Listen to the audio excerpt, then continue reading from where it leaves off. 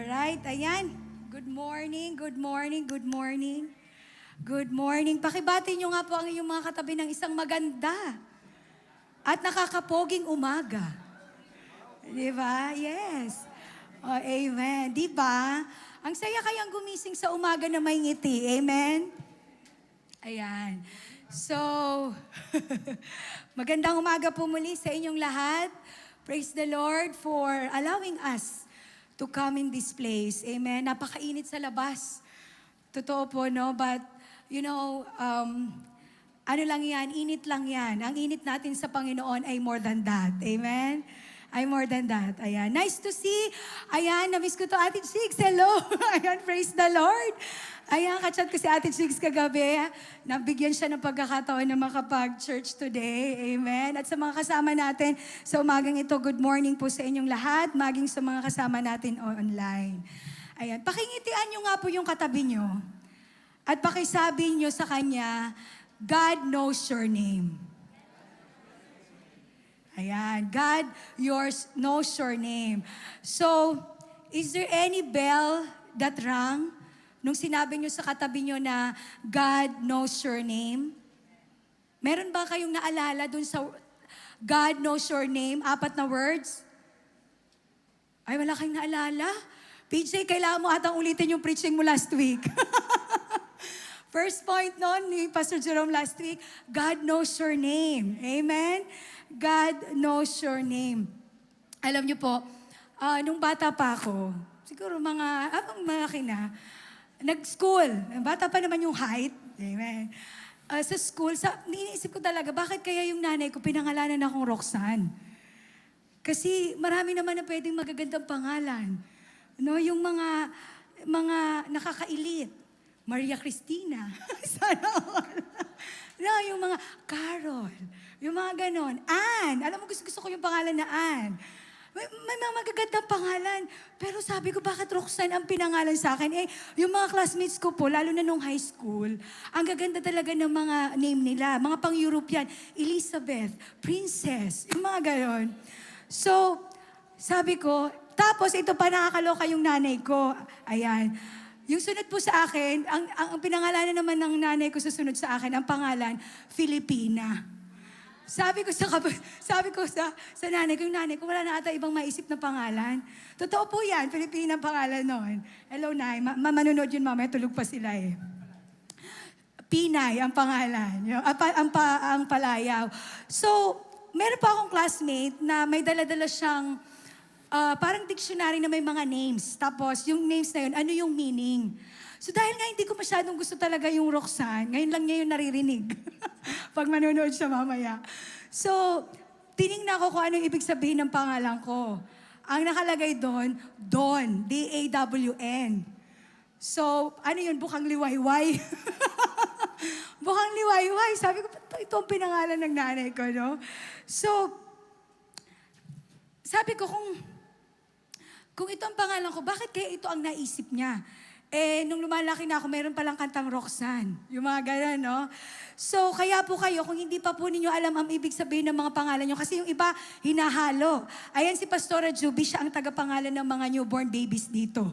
Ayan, si Zia is product of suggestion of Pastora Juby. Ang pangalan ni Zia, Kizaya Marie.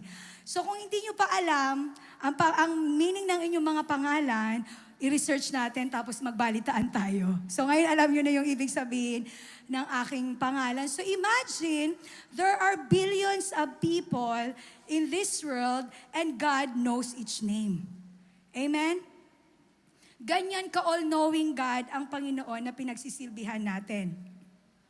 Now, in the book of the First Chronicles, ayan, so in the book of the First Chronicles, nai-enjoy niyo po bang basahin ang Book of Chronicles? Amen? Diba? So, excited ka na magbasa ng Biblia. Dapat naman talaga excited tayo. Ano po? And then, pagpunta po, Lord, today, I wanna read 2 chapter of First Chronicles. Kasi ito na ang aking, dito na ako. Nakaabang na ako dito. Then, pagbungad mo doon, anong una, diba? Adam, Seth, Enosh, amen? Kenan, Mahalalel, and so on and so forth. Tapos siguro ang sasabihin mo na sa Lord, Lord, give me a gift of pronunciation. Kasi po naman, yung mga iba doon or majority are very difficult to pronounce. Amen? Napakahirap na bigkasin. Sometimes po, ito, umamin tayo, real talk. Sometimes po siguro natitempt tayong i-skip yung genealogies. Amen? Noong una-una ako nagbabasa, Lord, pwede bang next chapter na? Kasi talaga puro pangalan. Puro pangalan, no? But, every name in the Bible matters. Amen? Because every person matters to God. Amen po ba? Now, kung nag-skip ka, kung nag-skip tayo doon sa binabasa natin, sinimulan mo yung First Chronicles, nag-skip ka, so may isang pangalan ka na malilipasan, no, kung nag-skip ka. Kasi yung pangalan na yon ay nag-stand out in between, in the First Chronicle, chapter 4, si Jabez. Amen? So, kung titingnan po natin, dire-diretso po yun. Kung titingnan ninyo ang First Chronicles, dire-diretso yan hanggang makarating sa chapter 4. Tapos, nag-pause ang Panginoon. Parang hinto siya. May maikling paragraph doon sa chapter 4. Ano po? Siguro sinasabi ng Panginoon, sige, saglit muna. Pahinga ka muna sa pangangalan and notice this man. Amen? Bakit? Because Jabez was not the strongest. Amen? Very few, dalawang verses lang nang doon. Ano po? Jabez the name was there not because mayaman siya or may magandang posisyon. Jabez became known because of one thing. He prayed. Amen? He prayed. So this morning po, let us talk about Jabez and the way he prayed, the way he desired to empower to work for his kingdom, for God's kingdom. So our text for today is from the book of First Chronicles, chapter 4, verses 9 to 10, and I use New King James Version. Ang sabi po dito, now Jabez was more honorable than his brothers, and his mother called his name Jabez, saying, because I bore him in pain. And Jabez called on the God of Israel, saying, oh, that you would bless me indeed and enlarge my territory, that your hand would be with me, and that you would keep me from evil, that I may not cause pain. So God granted him what he requested. Amen. Salamat po sa Panginoon, sa kanyang mga salita. So, God's kingdom po is not built by human effort alone. Alam natin yon, ano po? But also, by the people who are fully immersed in prayer. Amen? Alam natin that the prayer is the foundation. Ano po, ito yung foundation. The power, may power po sa pananalangin. Naniniwala ba kayo doon? Amen. Marami na tayong na-answered na prayer sa buhay natin. For the past 40 plus years of my existence, talagang maraming 40 plus, wala naman ng exact. Maraming sinasagot ang Panginoon sa atin. And in prayer, there is the direction for everyone serving in God's kingdom. May direction po pag nananalangin tayo. So, alam natin, Jesus Himself, ang Panginoong Jesus po, He withdraw Himself in a secluded place to pray. Amen? He modeled His disciples to pray. He taught His disciples to pray. And remember, si Jesus Christ na yan, nananalangin, a divine person. Tayo pa kaya? Amen po? Tayo pa kaya? So likewise po, Jabez was not remembered because of his achievements, but because of prayer. Before the enlargement of kingdom came, prayer came. Before influence came, dependence on God came. Amen? Now, kung naaalala nyo po, when Doc Vidal came here, sa missions, may tinuro po sa atin na 5 Gs Di ba? 5G's missions role of the local church. Amen? I-flash ko lang po ulit for reminder today. Ayan, 5G's, kung naalala nyo yan, alam ko naaalala natin yan. 5G's mission roles of the local church. Di ba, meron tayong groan, the local church should pray. Ay, inano ko lang to remind today, no? Pero hindi po ito ang pag-uusapan natin all around. To give. Number 2, to give. Number 3, go. Amen. Number 4, gather. And number 5, greeter. Actually po, may pang-anim na yan. In our last equipping, meron ng pang-anim. Guard. Okay? The local church should care. Now, if you remember, that time na tinuturo ito sa atin, di ba nag-commit po tayo? Alam ko, some of us, maybe 1, 2, yung iba baka yung 5, kinumit niya yung sarili niya sa 5. Ang tanong po, are we still committed at this time? Matagal-tagal na nung pumunta si Doc Fidel na diniscuss po ito. But are we still committed unto this time? Now, from that 5G, amen, from that 5G, ang number 1 dyan in the list is groan or groaner. We are a prayer warriors. Amen? We are part of a prayer team. I do believe, naalala ko kasi nag-ano pa tayo nun yung bang parang nag-grouping kung sino yung groaners, goers, amen, givers. Marami po ang nag-commit sa groaner. But we need to continue to be committed as part of the local church. Amen? As part of local church. If we desire to be effective workers in God's kingdom, we must first become people immersed in prayer. Amen? Sabi nga po ni Wesley L. Duell, ayan, sabi po doon, prayer is the supreme way to be workers together with God. Amen? Prayer is the supreme way to be workers together with God. Ang prayer po ay hindi ito passive exercise. Amen? Yung no muscle efforts, yung walang effort, basta lang magpe-pray, no. It is an active spiritual work ng ating buhay. The supremacy, no? Yung talagang desire natin into praying. Amen? So based on the prayer of Jabez, ayan, meron po tayong 3 points lang sa umagang ito. Number 1, immerse in prayer to seek God's kingdom first.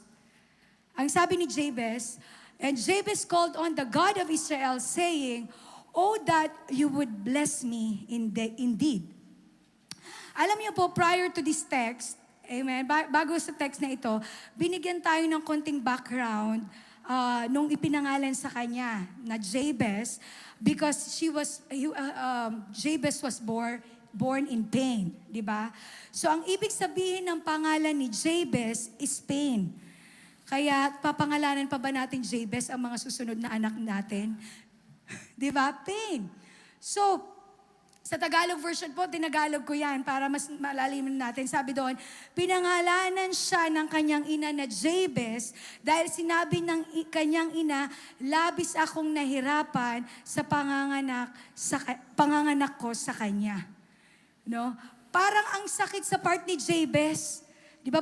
Kaya nung ginagawa ko to, mabuti-buti pa pala ako bukang liwayway. Si Jabez, pain. Amen? So, habang lumalaki siya, he was reminded of his name that he is in pain, that he represents sorrow and hardship. But he refused to let his past define his present and future. Hindi niya inalaw yon. Instead of dwelling to the painful name, he sought God. He seek God. Sabi niya doon sa text natin, "Oh, that you would bless me, and indeed." Amen? When we pray for blessings, mostly po ng mga tao, ang definition nila nito ay the material and financial things. Amen? Ako po, personally, nung hindi pa po ako Kristiyano, pag dinidefine ko ang blessing, literal na this is all about money and material. Kasi ito ang nakikita ng tao na blessing. Amen? But Jabez did not ask only for richness alone. Amen? He asked for God's blessing.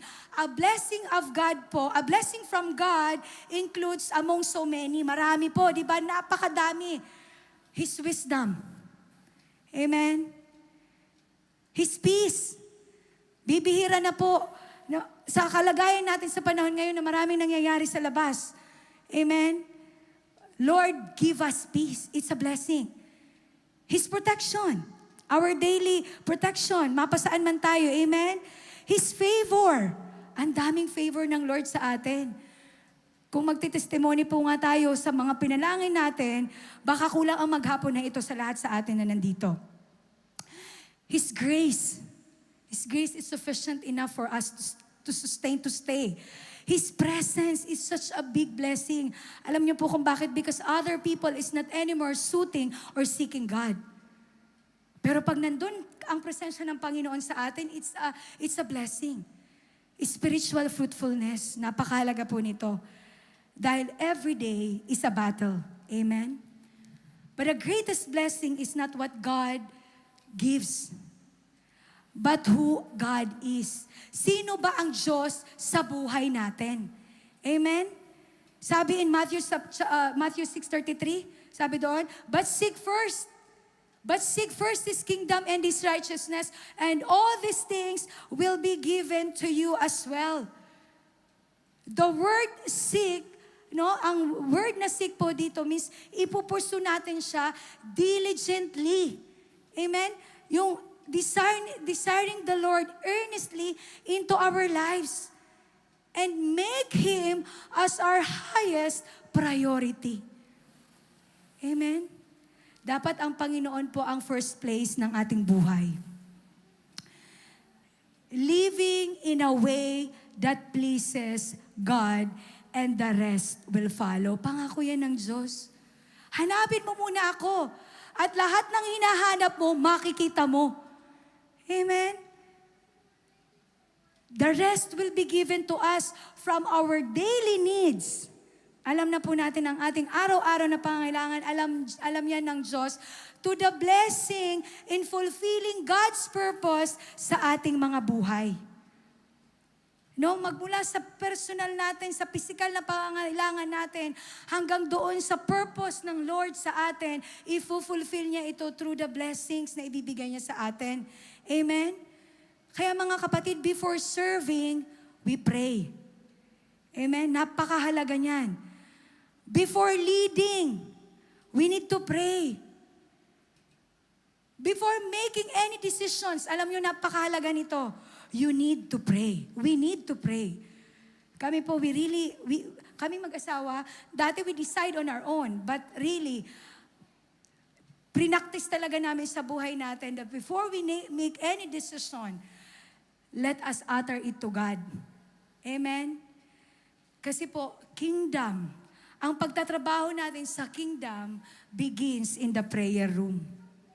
Amen? It begins in the prayer room, in our personal prayer room, in our group prayer room, wherever is the prayer room na nandun ka. It started from there to start working to God's kingdom. Pangalawa, saglit lamang po tayo. Immerse in prayer to receive God's power for kingdom work. Immerse in prayer to receive God's power for kingdom work. Ang sabi ni Jabez, and enlarge my territory that your hand would be with me. Amen? Ito pong prayer na ito ni Jabez, hindi lang siya humihingi ng literal na land. No? Ito po, hindi lang palawakin ang kanyang lupain, but to increase his influence. And I do believe, naniniwala po ako na lahat tayo dito, in this time, lahat po tayo, we are praying, we are desiring and asking the Lord, the same prayer of Jabez, to enlarge our influence, to extend our influence. Amen? Amen po ba? Dinidesire ba natin yon? Baka hindi na natin dinidesire, baka personal desires na lang lahat. Lord, bigyan mo ako nito, bigyan mo ako niyan, bigyan mo ako nito. No. Are we still desiring that our territory will be enlarged, that our influence will be enlarged? Amen. Dapat ganun pa rin po. Dapat our prayer is to expand our faith. Kasi kung may faith, kung our faith is so large, definitely hindi tayo mahihirapan na umabot sa iba. Amen? Expand our compassion to others. No? Yung mga kapwa natin, yung katabi natin, yung pagmamahal natin. Expand the ministry, yes. The Lord, kailangan ng Panginoon ng workers sa kanyang ministry. Ngayon, baka ang ministry mo ay ito muna. The Lord wants you to do bigger. Amen? Expand our witnessing. Have the heart of witnessing to other people through your testimonies, through how the Lord worked into your lives. Amen? Use our gifts for His kingdom. Last week, kung naalala niyo po ang preaching ni Pastor Jerome, ni PJ, no, napasadahan doon yung iba't ibang gift na magagamit natin for His kingdom. And expand, no, yung ma-desire natin na, Lord, expand the opportunities to lead people to Christ. Amen? Nakakatuwa po, nakaka-bless. Marami ng mga bagong mukha sa ating OHB. Amen ba? Palakpakan nga natin ang Panginoon.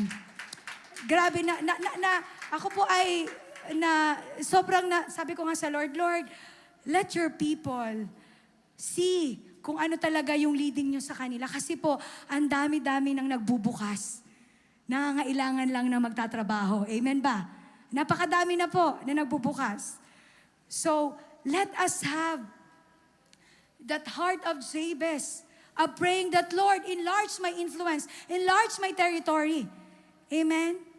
But remember, doon po sa prayer ni Jabez, alam niya that he cannot accomplish God's purpose of expansion by his own strength. Diba? Kaya nga, nung humingi siya ng enlargement of his territory, ang sinabi niya sunod is, let your hand be with me.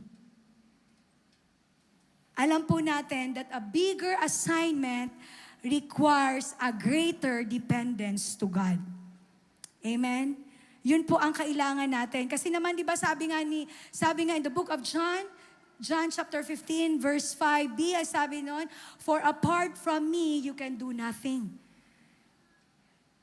We can do nothing. Sa OHB po namin, meron kaming prayer list. Ayan. Prayer list of all the people na nakasama na namin, or prayer list na gusto naming maabot ng salita ng Diyos. We started in praying and we are continuously doing it. No? Kasi po, tunay naman, if we are not depending on God, kunyari gusto lang namin, sige, HBA na natin yan. Without even praying, without even uttering it to God, amen, we cannot do anything. Kasi ang Panginoon pa rin ang kikilos dun sa tao na yon. But we start in prayer. Diba? Kasi sabi nga sa Zechariah 4:6a, lagi ninyo itong narinig, not by our might, not by my power, but by His Spirit, says the Lord Almighty. Sa Espiritu lamang ng Panginoon. So, ang imposible, yung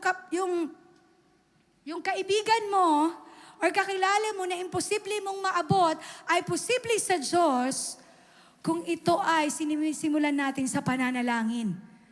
Amen? Ang early church po, no? Ang early church, they never depend on their own abilities. Diba? Ilang beses nang natapik dito yung Book of Acts. Amen? Bago mag-Pentecost, anong ginawa nila? Nanalangin. Amen? After persecution, nananalangin pa rin sila kahit napipersecute. Amen ba? Before choosing leaders, they prayed. They were a praying church. And I know and I believe that Faith Assemblies of God is a praying church. Amen ba? Ay, ang hina. Amen po ba? Is Faith Assemblies of God a praying church? Amen. We are a praying church. Kaya wag po tayong mawawala every Tuesday. O ayan, in-insert ko ulit. Every Tuesday prayer meeting, 8 p.m. Kasi po ang sipag-sipag ng ating prayer directress na mag-remind. Amen, si Sister Ethel. At ngayon, iniayos na nila yung kanilang mga, ayan, with the help of Ate Tintin, inaayos na nila ngayon yung mga answered prayers. Kasi totoo namang may sinasagot ang Diyos. And your desire for an enlargement, your desire for an influence, amen, will be answered. As long as, amen, we seek and sought God through our prayer. If we desire, mga kapatid, na magkaroon ng impact in God's kingdom, we need kingdom's power. Siyempre, kasi nakakalata kaya ang mag-serve na wala kang power na nagmumula sa Diyos. And it comes only when we are really persistently praying to God. Amen? If we are really persistently praying to God, because prayer, sa pananalangin po, is where ordinary people becomes a powerful servant of God. Amen? Pag ikaw ay talagang matindi sa pananalangin, mind you mga kapatid, the Lord will really use you mightily. Amen? Akala mo ordinaryo lang tayo, but the ordinary will become extraordinary. And number 3, ayan, malapit na po tayong matapos. Number 3, immerse in prayer to protect and persevere in kingdom work. Ang sabi ni Jabez dun sa kanyang prayer, and that you would keep me from evil, that I may not cause pain. Amen? So kanina sabi natin, the bigger assignments requires greater dependence to God. And this is very true. Kasi nga po, if we will not be dependent sa Panginoon, amen, our success of the ministry will become pride. That's true. Because you are now only depending in yourself. Ako ang gumawa nito. Ako ang nagparami ng ministry na ito. Ako ang nagparami ng miyembro na ito. Because you are now depending in yourself. Amen? No. We need to be dependent to God. Ano pa? Ministry become exhausting. Totoo po yun. If you will do it by your own strength, it is very exhausting. Promise. Amen? Ang influence mo can become dangerous kasi baka ikaw na ang nakikita ng tao na yon, naging idol ka na. Amen? Natapik po namin yan sa OHB namin doon sa Golf and Shooting Club. Nung sinabi ko na ang idol, hindi lamang yung image. Kasi ano po doon yung nakasama namin ngayon, nakasama namin 4. 3 doon ang bago, yung isa. Dati na namin nakasama sa dating OHB. So, nung sinabi ko na ang idol ay hindi lamang yun about sa graven images, doon nagbigay ako ng example. Sabi nila, ay talaga ba? Yung mga ganong bagay, no, hindi nila nalalaman na yung mga iba, yung influence, dahil sa influence na yon, nagiging idol na nila, yun na ang nakikita nila. Amen? So, because of that, ang hindi namamalayan, pagka po tayo we are already not dependent sa Panginoon, amen? If you are not protected by His presence, we are causing pain to other people dahil may pride na tayo. Diba? Dahil napapagod na tayo, ay naku, bahala na yun si kapatid, kaya niya na yan. Tinuruan ko na siya kung paano manalangin. Amen? Hindi na maganda yung influence natin kasi iba na yung nakikita nila. Sarili mo na ang nakikita, ang sarili natin ang nakikita nila. Amen? So like Jabez, we understood that spiritual success attracts spiritual opposition. Because the enemy is working too. Diba? Kaya ganun na lang ang prayer natin, no? Na dapat the Lord will keep us away from evil. Because not every battle that we have, that we face is visible. Diba? Hindi lahat. Hindi lahat. Minsan ang battle natin yung puso natin. Ano ba ang kalagayan ng puso natin? Amen? Ito yung topic namin sa OHB namin last Thursday. No? Anong klaseng ground ba yung puso natin ang meron tayo ngayon? And it really, alam niyo po, battle yan. It attracts kasi inaatake talaga yan ng kaaway ang puso natin. It can be hardened, it can be softened, or it can be warm. Bahala na kayo. It can be warm. Sabi, nagiging wala nang pakialam dun sa mini-ministry niya. Amen? Yung isip natin, they are almost equal. Our heart and our mind is the playground of the work of enemy. Minsan, ang pamilya natin ang inaatake ng kaaway. Amen ba? Pamilya natin dito, pamilya natin sa Pilipinas. Madalas po, ang attack, ang spiritual battle when you are working in God's kingdom is too personal for us. Amen? Napaka-personal ng atake. Kaya Jesus taught us in the Lord's Prayer. Di ba? Sabi sa Matthew 6:13, and lead us not into temptation, but deliver us from evil one. From the evil one.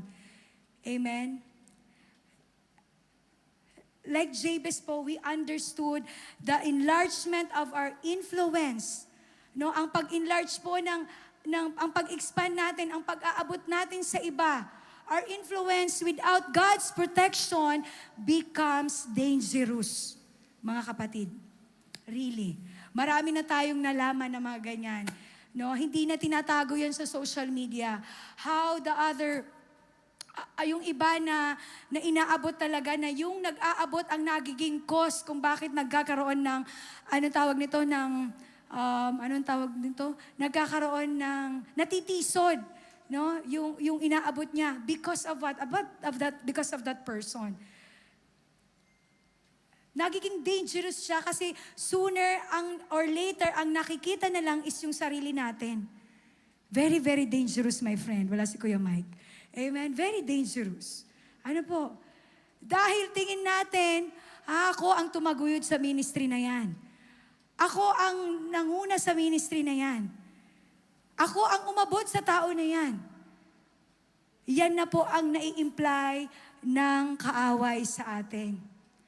Now, if we will not seek the protection from the Lord, if we will not persevere, amen, that the Lord will be with us, that the Lord will keep us. Darating po ang araw na ikaw mismo ay mawawala sa pagtatrabaho sa kingdom ng Panginoon. And we don't want to do that. We are all called to be a servant of God. We are all called to be part of His kingdom. To work for His kingdom from smallest to the greatest. Amen? So, huwag nating hahayaan, mga kapatid. We should be immersed in our prayer. Yung talagang papalalimin pa natin, yes, you already seek the Lord from the beginning. Nag-isisik ka na sa Panginoon. You are asking for His blessings. We are asking for His protection. But continue to persevere. Be persistent. Be persistent in our prayer, mga kapatid, in order for us to work properly sa kingdom ng Diyos. Otherwise, we will be out of the protection of the Lord. Ang prayer keeps our heart humble. Amen? Kasi imaginein mo, lumuluhod ka, nananalangin ka sa isang Diyos na buhay at dakila. Amen? Prayer guards our mind. Totoo po yan. Alam niyo po, even in our personal journey, kahit yung mga sa trabaho na lang natin muna, no? Sa trabaho na lang natin, how the Lord is guarding us every day. Grabe ang temptation sa trabaho. Amen? Kulang na nga lang, pwede bang mag-file na lang ako ng resignation? Diba? Because of too much stress. But prayer guards our minds. If you started praying, everything will went well. Actually, proven and tested ko po yan. Mapagkakataon na minsan sa sobrang kabisihan mo na nakalimutan mong ipanalangin yung mesa mo. Mind you po, the whole day, iba ang dating. Ako po, personal ko yung testimony. Amen? Prayer strengthens our faith, that's true. Because we are not seeing Jesus. Wala naman siya physically. Ba't ba tayo nananalangin? Wala siya. But it strengthens our faith that above all this earth, there is someone that is giving us strength in time of our weaknesses. May Diyos na napakadakila na nagbibigay buhay. May Diyos na napakadakila na nagbibigay ng pag-asa.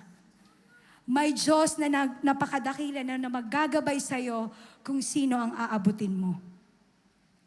Our faith will be increased through our prayer. Hindi pa po nag-fail ang Panginoon. Yes, we always, alam na natin ang tatlong sagot ng Diyos. Yes, no, and wait. Pero, kahit pa yan yes, kahit pa yan no, kahit wait, ni minsan, the Lord never leave us nor forsake us. Amen ba? Prayer help us to finish the race. Lahat po tayo gusto nating matapos or matapos ang race na pinapatahak sa atin ng Diyos the way He wants it to be. Siyempre, kasi we want to obey the Lord.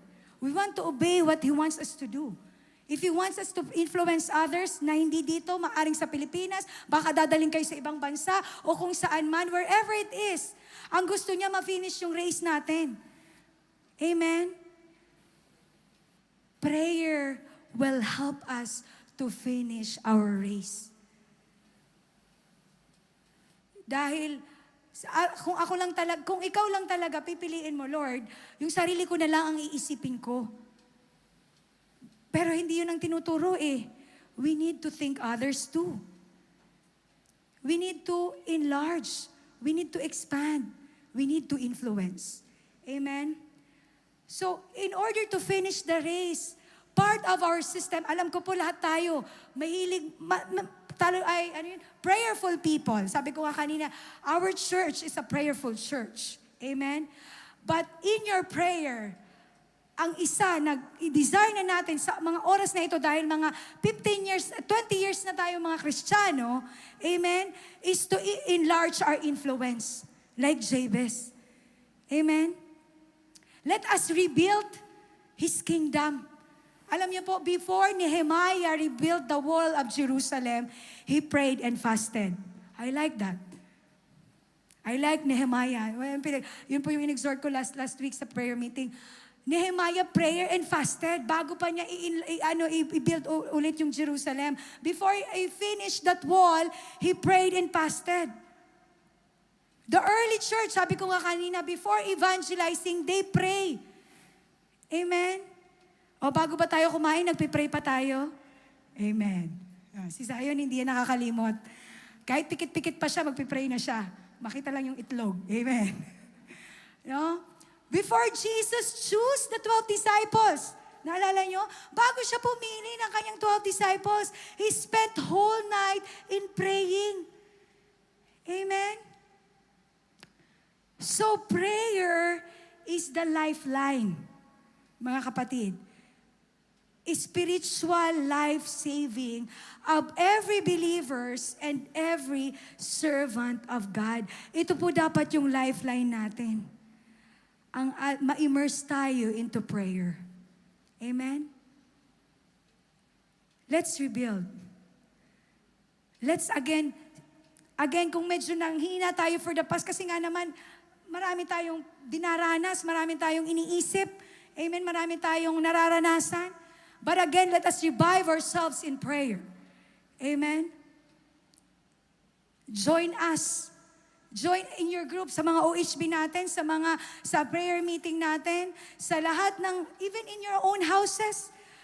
Build your family in praying together. Diba? Because walang nasasayang sa panalangin. Yun po ang totoo.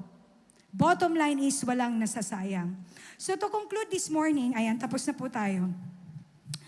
The prayer of Jabez ay hindi lamang ito isang magandang panalangin na kailangan nating i-memorize. Amen?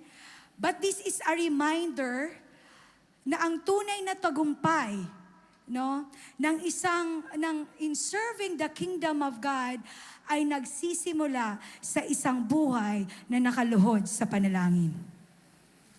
Amen? In serving the kingdom of God, ito po ay nagiging matagumpay kung ang buhay natin, ikaw mismo, ako mismo, ay nagsisimula na nakaluhod sa panalangin. I saw this shared post ni Ate Ann sa kanyang wall. When I'm preparing the preaching, sabi ko nga, Lord, very time dito. Yung next slide nga natin na. Ang sabi doon, I want to quote this. This is from Salt and Light page. Nakita ko po itong na-share ni Ate Ann. Sabi doon, you may not be able to force them into church, but you can keep bringing them to God in prayer. Amen? Every not today, totoo yan, itong every not today is another reason to intercede. Sino po ba dito sa atin na ilang beses nang ni-refuse? Ay kapatid, hindi talaga ako muna makaka-join. Amen? Every closed door, sabi dito, is another reason to intercede. Totoo yun. Huwag mong tigilan. Porket ano na siya, ayoko talaga, hindi ko na siya pipilitin. No. Continue to intercede in prayer. Every closed door is another opportunity for God to move. Maybe that person is closing, but God can open. Amen ba? Sabi dito, the same Jesus who changed your heart can change theirs too. Tama po. Paano tayo binago ng Panginoon 10 years ago, 15 years ago, 5 years ago, 2 weeks ago? The same Jesus can change that person's heart too. Amen? Keep inviting. Oh, ayan. Keep inviting. Huwag daw tayong mapapagod sa pag-i-invite. Keep loving. Ito lagi yung lagi kong sinasabi, kahit hindi ka mahal-mahal, mamahalin. Amen? And keep praying. Sabi dito, keep praying until the day they encounter the God who never stop pursuing them. Amen? This is such a nung nakita ko to, grabe Lord, tama nga naman. Amen? This is such a great reminder for all of us that we shouldn't stop. A person will say no, God will say yes. Amen? A door that is closing, a new door that is opening. Hindi nyo ba na-observe? Maaring yung iba, katulad, hindi na po ako magpapakalayo. Yung nung OHB kami sa club na wala kami for almost, kulang-kulang din na 1 taon, hindi, last year, mga 8 months, 9 months na wala kaming OHB dahil nagkahiwa-hiwalay na. But somehow the Lord is the one who is reviving. And there are new people that is coming. Amen? So, maybe some doors closes, pero yung mga tao na po iyon, salamat sa Diyos, at kung saan sila dinala ng Panginoon ay nakakapag-serve na sila at nakakapag-attend. Amen? But somehow, a new set of people is open, binubuksan ng Diyos. Amen? A new set of people is opening. Meron na tayong Jumera. Meron na tayong bago din sa Jumera. Pero pa dun sa mga dati nating kasama. Marami na pong binubuksan. The young people. So, amen? Don't stop praying. Keep inviting, keep loving, keep praying. Yan ang sabi dito sa page na to. Until they encounter God. Until they encounter God. Tumayo po tayo mga kapatid.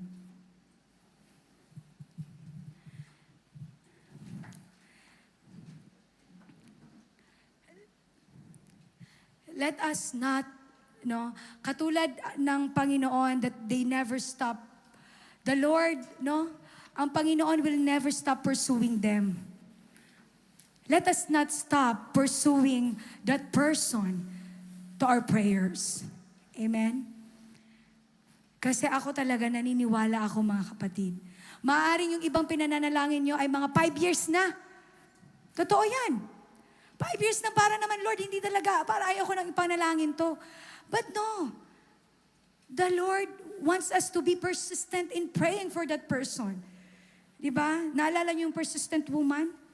Yung widow, diba?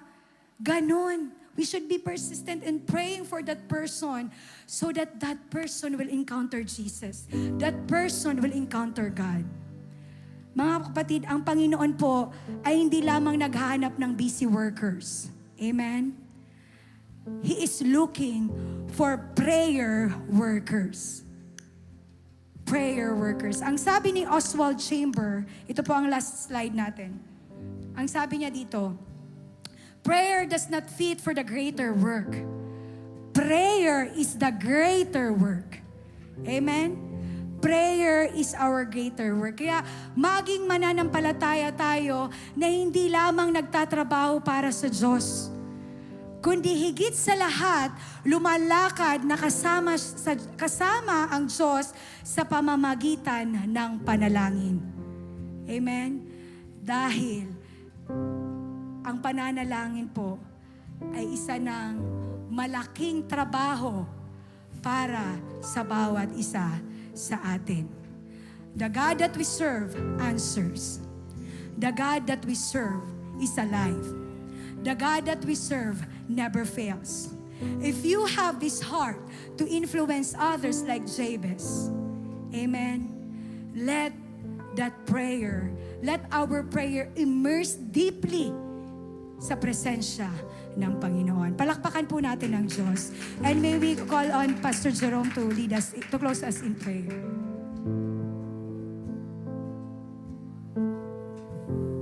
Amen. Hallelujah. Wow.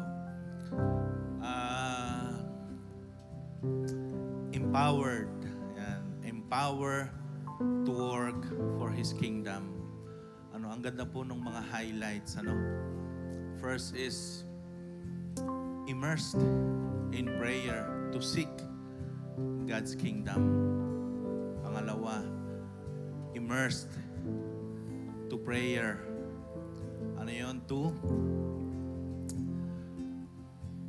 To receive God's power. Di ba? Yun yung mga empowerment. And lastly, immersed to prayer to protect and persevere. Amen. Palakpakan po natin ang Panginoon. Hallelujah. Naalala ko yung 12 disciples. They've been with Jesus for 3 years, yung pong mga disciple ng Panginoon. They've been with Jesus, they experienced Jesus, they witnessed the miracles, they witnessed the casting of demons, yung mga signs and wonders na ginagawa ng Panginoong Hesus na witness nila. Meron pong isang bagay na yung mga disciple ask Jesus to teach them. Meron lang pong isa. Ang sabi po ng disciple, Lord, teach us how to pray. Yun po yung nag-iisang bagay na hiniling ng mga disciples sa Panginoong Hesus na turuan sila. You know why? Because through prayer, they know that they can do all those things. And the same is true with us. Katulad po ni Jabez. Ang ganda nung last verse. Sabi ni Jabez, Lord, ilayo mo ako sa evil para hindi ako mag-cause ng pain sa iba. Kasi po, he caused pain sa kanyang nanay nung siya ipanganak. And then ang prayer niya doon sa last is, so I will not cause pain to others, but instead, bringing them, draw near to Jesus. Ganun din po sa atin, mga kapatid.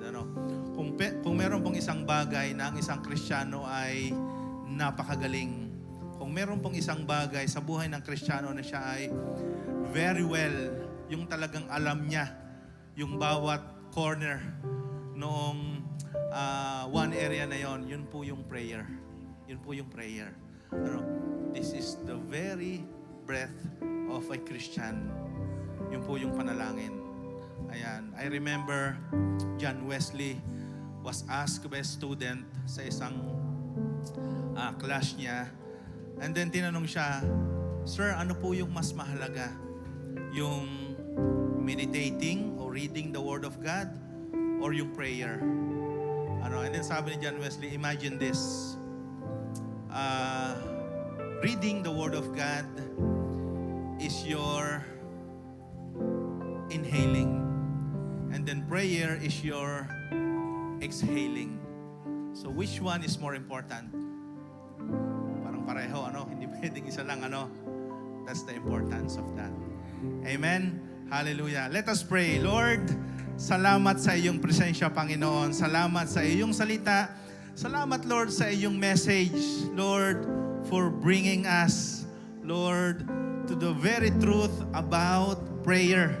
Thank you for reminding us, Panginoon, yung kahalagahan ng panalangin sa aming buhay, that it will give empowerment sa amin pong pagtatrabaho sa iyo, Lord. Salamat sa buhay ng aming mensahero sa umagang ito, Panginoon. Salamat, Lord, for giving us the layout, the outline, Panginoon, kung papaano kami lalapit sa iyo, Lord, ng may kababaang loob.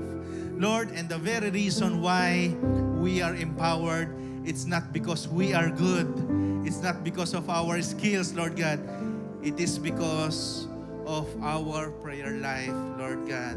Salamat po, Panginoon. Even the life of Jabez, thank you, Lord, for reminding us about his life, Lord God. I pray, Lord, that in the name of Jesus, you will empower all of us.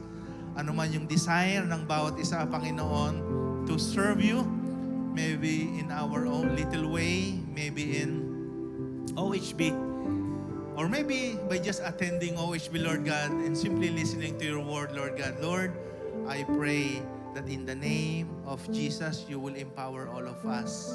And like what the apostles or the disciples ask you to teach them, Lord God, Lord, teach us to faithfully, Lord, pray, Panginoon. Teach us also how to pray faithfully. Salamat po, Panginoon. Purihin ka sa umagang ito at ang iyong mensahe sa aming lahat, Lord God. And this is our prayer. In Jesus'